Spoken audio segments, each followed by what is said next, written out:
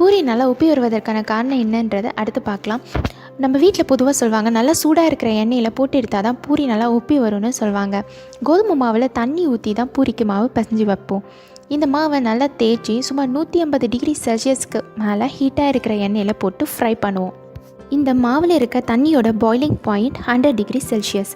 100 degree செல்சியஸ்க்கு மேலே தண்ணி ஹீட் ஆச்சுன்னா அது லிக்விட் ஸ்டேட்லேருந்து கேசியஸ் ஸ்டேட்டுக்கு மாறிடும். அதாவது தண்ணி நீராவியாக கன்வெர்ட் ஆகிடும். இப்படி வர ஸ்டீம் நீராவியால் தான் பூரி உப்புது. தேய்ச்சி வச்ச மாவை 150 டிகிரி செல்சியஸ்க்கு மேலே ஹீட்டாக இருக்கிற எண்ணெயில் போடும்போது முதல்ல அதோட அவுட்டர் லேயர் சூடாகி அதில் இருக்கிற தண்ணியெல்லாம் எவாப்ரேட் ஆகிறதுனால மேலே ஒரு தின் லேயர் ஷீல்டு மாதிரி ஃபார்ம் ஆகுது. இன்னர் லேயரில் இருக்கிற தண்ணியும் எவாப்ரேட் ஆகி வர ஸ்டீம் மேலே ஃபார்ம் ஆகியிருக்கிற தின் லேயரை உப்பை செய்யுது. மேலும் இந்த பூரியை ஃப்ரை பண்ணும்போது மீதம் இருக்கிற தண்ணியும் எவாப்ரேட் ஆகி வர